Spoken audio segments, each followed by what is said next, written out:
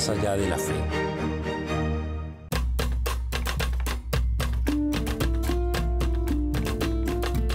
La fe. Esta monosílaba palabra de apenas 2 letras encierra sentimientos muchas veces inexplicables. Sociedades enteras se han organizado alrededor de la fe. Ceremonias, credos, organizaciones, instituciones se han levantado en torno a la fe, sacando lo mejor y lo peor de la humanidad. Tanto guerras despiadadas como los actos de la mayor nobleza han sido epicentro de la fe. Pero, ¿dónde nace la religión? ¿Qué tienen en común y cuáles son las más emblemáticas? ¿Acaso el credo es una necesidad humana? ¿Es la creencia un factor indispensable en la humanidad? Acompáñenos en este especial de la Semana Mayor, donde voceros de algunas religiones nos ilustrarán en sus tradiciones, credos y rituales.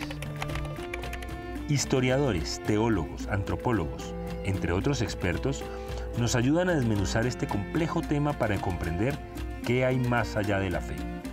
Vámonos al origen. ¿Dónde inicia la fe? ¿Qué registros hay en los antepasados de la humanidad para que se catalogaran las creencias?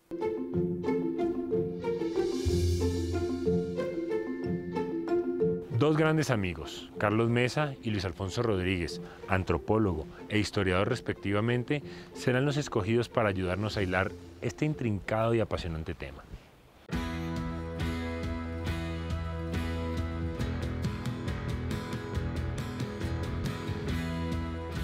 Bueno, Luis, nosotros vamos a hacer un recorrido por las religiones, pero para hablar sobre religiones creo que primero es entender en qué cree el hombre.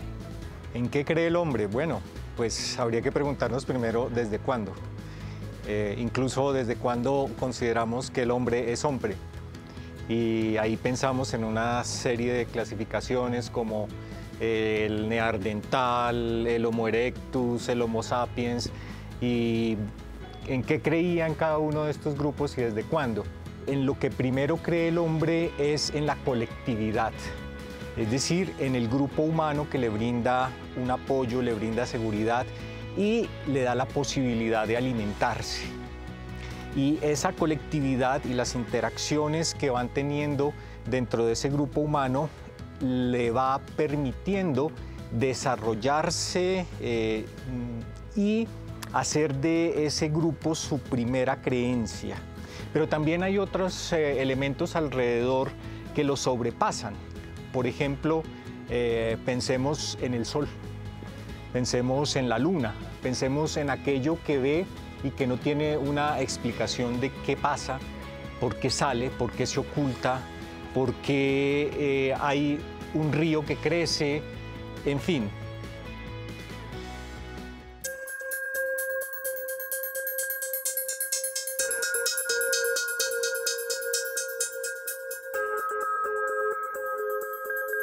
El ser humano necesita creer frente a la imposibilidad de la certeza. Cuando no podemos tener certeza de algo, es necesario abocarnos a la creencia. Sobre todo, más difícil de entender y es la muerte. Es decir, cuando uno de sus miembros pasa de estar animado a estar inanimado. Le hacen en un sitio particular un entierro y nos preguntamos allí por qué. ¿Por qué de un momento a otro este grupo humano decide darle ese destino a uno de los miembros de su grupo? Y allí entonces hay una creencia. ¿Por qué crees que el ser humano siempre quiere creer en algo? La necesidad de creer en algo está condicionada por, en este caso, por ejemplo, el miedo. ¿El miedo a qué? El miedo a morir, el miedo a que en un momento dado un fenómeno natural afecte mi forma de vida o que afecte a mi grupo social o mi familia. Bueno, primero hay que tener en cuenta que todas las personas tenemos creencias y solo que las creencias religiosas serían un subconjunto de esas creencias en general. La creencia siempre acompaña a la humanidad y hay que distinguir la religión de la creencia. El desarrollo de la religión se remonta al animismo, en las sociedades primitivas. Un árbol, una piedra, el sol, eran seres vivientes y seres que desde su perspectiva tenían una visión del mundo. Mis congéneres tienen un ánima, es decir, un alma, tiene algo que va más allá de la corporalidad y que eso le imprime un carácter sagrado y sobrenatural. Es lo que conocemos como el animismo. Y ese, para muchos autores e investigadores, es el germen de las religiones. ¿De cuándo se tienen registros de unas primeras religiones? Esa pregunta es muy, muy buena, porque me hace pensar, por ejemplo, en Botsuana, el hallazgo de una roca en forma de cabeza de serpiente a la cual le rendían culto grupos humanos y tiene 70.000 años. ¿Sí? Me hace pensar también, por ejemplo, en las pinturas rupestres que registran un carácter de simbología y de culto a ciertas figuras de la naturaleza que incluso tenemos en nuestro país, ¿no? En el Guaviare, en lo que conocemos como la Capilla Sixtina de América, que es maravillosa, y estamos hablando de 25.000 años atrás, ¿sí? Entonces, hablar de un origen de la religión puede remontarnos tan atrás en el tiempo como queramos, pero ya con las conceptualizaciones que hacen las ciencias humanas y hace el conocimiento humano, pues han determinado para muchos especialistas, por ejemplo, el surgimiento de esas religiones formales precisamente con el establecimiento de las ciudades, de los desarrollos políticos, el surgimiento de líderes y cómo encauzar, por ejemplo, las esperanzas, las creencias de un pueblo alrededor de unas figuras como el gobernante y como el sacerdote. Es diferente creer a religión. ¿Qué es una religión? Etimológicamente lo dice, es una doble ligazón, ¿no? Un religions entre la entidad sobrenatural y la condición humana. Y ese vínculo, ese doble vínculo, dispone de una serie de rituales, dispone del mito, ¿sí? El mito no es simplemente un relato ficcional, sino que es un relato del tiempo anterior que explica cómo es el presente. La religión lo que propone es algo contraintuitivo, es decir, que eso que sabemos que está ya inanimado, pues resulta que no muere y se convierte en un ánima que supera lo que estoy viendo de por sí. Pero por otra parte empieza a proponer, por ejemplo, unas normas de comportamiento. Empieza a proponer unos elementos de culto, unas celebraciones y unas maneras particulares de hacer esas celebraciones. ¿Alrededor de qué? Bueno, para muchos lo absolutamente necesario y es imaginarse a un Dios, ¿sí? Pero allí hay algo que creo que es importante tener en cuenta y es que las religiones no necesariamente están relacionadas con un Dios y está el tema, por ejemplo, del chamanismo. Luego viene un desarrollo posterior que es el politeísmo. Sociedades tribales consideraban la existencia de un panteón de deidades, ¿sí? Con los cuales mantenían unas relaciones muy personales. Esto nos muestra que hay un desarrollo religioso y que va del animismo al politeísmo, posteriormente al monoteísmo. Entonces el monoteísmo, como sabemos, son las religiones más conocidas, más institucionalizadas, el judaísmo, el cristianismo, el islamismo, el budismo, muy asociadas a estructuras de dominación y sociedades complejas. ¿Cómo definiríamos la fe? En su etimología, fe significa lealtad. ¿Lealtad a qué? Bueno, lealtad a las creencias que tengo, lealtad a un cuerpo de comportamientos que me dice mi religión que tengo que seguir. Lealtad, sobre todo y para muchas religiones, a el Dios creador que lo domina todo. Entonces, básicamente podemos decir que es la lealtad al cuerpo de creencias. La idea de la institución religiosa es precisamente para actuar sobre las fuerzas sobrenaturales, a través del rito, a través del mito y a través del cuerpo de creencias. Un ritual eucarístico, el sacerdote levanta el cáliz y ejerce una función mágica que es transformar la sangre en vino, ¿cierto? Ahí tenemos mito, tenemos rito, tenemos una comunidad, tenemos una institución, y eso es la religión. El problema es que la fe y lo que constituye la fe lo han tomado las religiones como condicionante no solamente para considerarse un seguidor de la misma, sino también para calificar al que no lo es.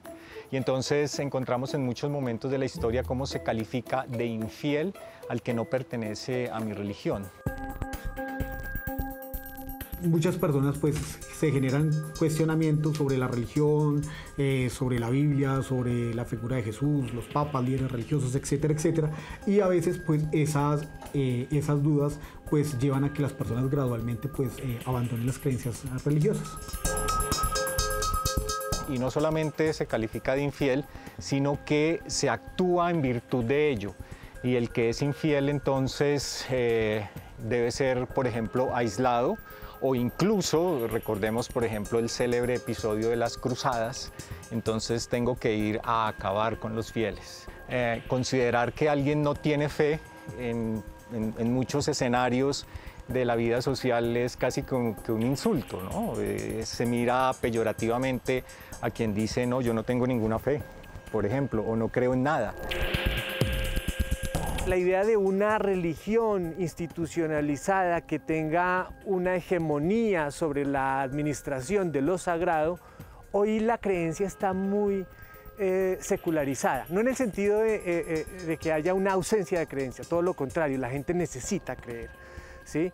Pero se conecta de diferentes formas con la creencia y trasciende el campo de lo religioso para ir al campo de lo artístico, al campo de lo político, a múltiples campos.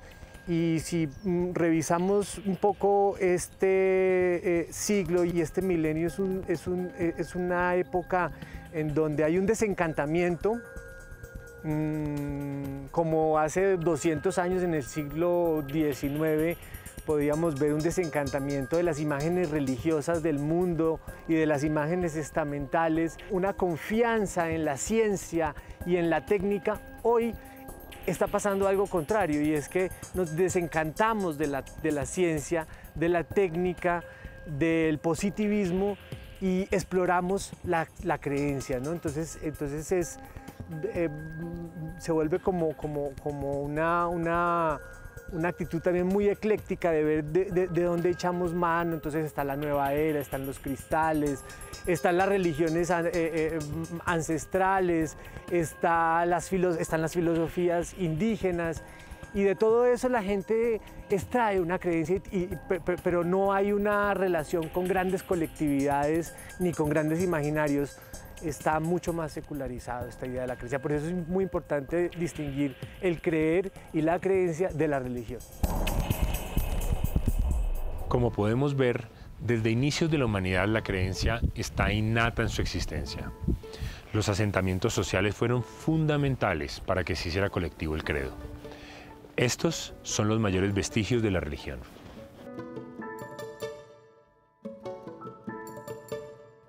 Ya mucho más acá en el tiempo, vamos a indagar por la más antigua de las religiones.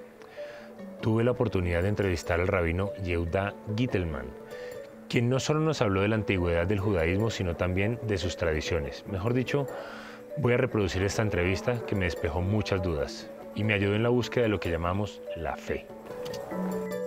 ¿En qué está basada el judaísmo realmente? Nosotros tenemos unos principios básicos que tienen que ver con Dios omnisciente, omnipotente, creador del mundo. Este es el gran principio. Creemos en la Torá, en el Pentateuco, como fuente de inspiración y las herramientas que Dios nos da. Tenemos una relación muy directa con la ley, esta ley que permanentemente hay que reinterpretarla. La ley no es caduca, no es vieja. Si es vieja, no me sirve, porque estamos en otra sociedad que no tiene nada que ver con... Estamos 2000 años después, 3000 años después. Entonces, esta ley tengo que permanentemente interpretarla. Creemos en la igualdad de género, en los derechos del hombre y de la mujer, igualmente. Y esto se practica en forma permanente. Nuevamente, dentro de nuestra sinagoga, el lugar que la mujer y el hombre ocupan es exactamente el mismo. Otro de los temas, de los pilares, es el tema de Israel, la relación que tenemos directamente con Israel alejándonos de cualquier situación política, sino que Israel como la tierra o el país que nuestros ancestrales heredaron.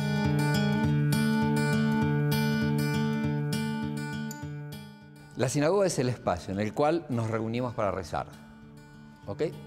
Este espacio viene a sustituir lo que era antiguamente el Templo de Jerusalén, construido inicialmente por el rey Salomón. Se destruye el templo, años 70 era común. ¿Dónde vamos a encontrarnos? ¿Dónde vamos a rezar? Surgen estos espacios, en un lugar de social, de negocios, de estudio y también de rezo. Entonces la sinagoga viene hoy a cumplir ese espacio, entre otras cosas, para rezar. Y por eso tenemos tanta simbología dentro de la sinagoga. O sea, tenemos los rollos de la Torá, están guardaditos ahí adentro, que es el Pentateuco. ¿Okay? Entonces, ¿qué hacemos con ellos? Los sacamos una vez por semana, los leemos, los reflexionamos, los estudiamos, y así vamos, y así vamos, y así vamos. Es renovar el mensaje permanentemente. ¿Qué es la Torá? ¿Qué es el Pentateuco? La Torá es el centro espiritual, es el libro y las herramientas que Dios nos dio para tener una vida de comportamiento, no solo como judíos, como personas. Porque para ser un buen judío primero hay que ser una buena persona, si no, no sirve. Entonces el Pentateuco es eso, son las herramientas que Dios nos dio, en cuyo interior están las mitzvot, las leyes, los dogmas de comportamiento, la forma en que yo tengo que conducirme desde que me despierto hasta que me vuelvo a acostar. ¿Es cierto que el judaísmo es la más antigua de las religiones?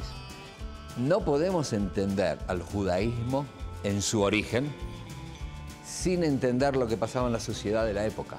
O sea, no era que el judaísmo estaba solo en el mundo y no había nadie más. Estaba lleno de pueblos. Entonces sí, puede ser que el judaísmo, y eso es lo que yo entiendo a partir de mi poco conocimiento, la primera religión en la cual establece la existencia de un único Dios. Nuestros patriarcas o nuestras matriarcas no creían en un único Dios, pero el Dios superior, llamado Adonai, llamado Elohim, no importa, distintos momentos. Pero sí existía esta idea de otros dioses. ¿Qué tiene que ver Abraham en los inicios del judaísmo? En verdad, Abraham tiene que ver en los inicios del judaísmo como tiene que ver en los inicios del islamismo, como tiene que ver en los inicios del catolicismo. Este es el concepto del monoteísmo. Es el primero que va a decir, sí, bueno, hay un montón de dioses, pero hay uno que está arriba de todo. Este es el concepto abrámico, y por eso somos las religiones abrámicas. Y por eso somos primos entre todos. El pueblo musulmán o el pueblo católico, estamos todos en la misma, o sea, estamos en el mismo barco. ¿Ah? No hay nadie que se haya salvado de este barco. Estamos todos en el barco. Y si no remamos para el mismo lado, es ahí donde empezamos a tener estas diferencias, que en verdad hay más cosas en común que diferencias. ¿Quién era Jesucristo, Jesús, para el judaísmo? Bien, esa es la pregunta del millón. ¿Tá? Generalmente es la pregunta, muchas veces la más difícil de responder. Primeramente, tenemos que saber de dónde y quién era Jesús. Por lo que tenemos en la literatura rabínica, un gran conocedor del judaísmo, conocedor de las leyes, de las discusiones. Es más, Pascua para los judíos, pero Pascua para los cristianos. Y vean qué interesante, están juntas. Semana más, semana menos, bueno, por un tema de calendario. ¿Y qué estaba haciendo Jesús en la última cena? Pascua judía. Estaba conmemorando la Pascua, eso quiere decir que él era un gran conocedor, sin duda era un gran conocedor de todo lo que tenía que ver con los principios y la ideología del judaísmo de la época, sus apóstoles también. Lo que él entiende en su momento es que esta sociedad está totalmente corrupta y esta sociedad no sirve así. Y él se levanta contra esa sociedad. Por eso que él es condenado. ¿Por qué? Y es condenado por esa sociedad. Porque era mucho mejor vivir en esa corrupción que levantarse. Y bueno, cuando alguien se levanta y denuncia, bueno, lo mejor es, y bueno, corrámoslo del mapa. Eso fue lo que pasó con él. Solamente que, bueno, los apóstoles, sus alumnos y los alumnos de los alumnos abrieron este mensaje al mundo. Esto es lo que hay que aprender de estos líderes, de Abraham, de los patriarcas, de todos aquellos que se levantaron en su momento contra los ídolos, en su momento contra el establishment. Esto es lo que hay que empezar a entender, ¿tá? De lo que nuestras religiones nos dan, mucho más que el ritual. Lograron poner a la gente a hablar de ellos 2000 años después, o sea, durante 2000 años después y de aquí para adelante. Tenían visión de futuro. Sí. Tenían visión de futuro. Eran líderes reales. Y ser líder no es fácil. No es fácil en ninguna sociedad, menos en esa sociedad. ¿Cómo llega el judaísmo a Colombia? ¿Dónde estaban concentrados los judíos? Principalmente en Europa. Con el Holocausto y las guerras mundiales, los habitantes de ese mundo emigran a distintas partes del mundo, no solamente judíos, sino que muchos emigraron. El judaísmo específicamente busca en América del Sur uno de los refugios más importantes. ¿Por qué? Por cuestiones políticas. Porque ni Argentina ni Brasil, ninguna de ellas estaba envuelta en este tema que tiene que ver con la guerra mundial. En Colombia específicamente la inmigración que llega es una inmigración alemana. Buscando refugio, buscando nuevos horizontes, porque entendamos también que el judaísmo alemán siempre es un judaísmo renovador. Esa intelectualidad que viene de Europa, aquí todavía no estaba. Y Colombia era uno de los puntos interesantísimos. Y por eso que viene la intelectualidad a Colombia. O sea, Colombia tiene una intelectualidad y un mundo judío muy intelectual. Los grandes intelectuales vienen a Colombia. No se pierda, en el próximo capítulo, una de las religiones más importantes de la historia de la humanidad, la religión católica, sus diferentes vertientes y el por qué tomaron caminos diferentes.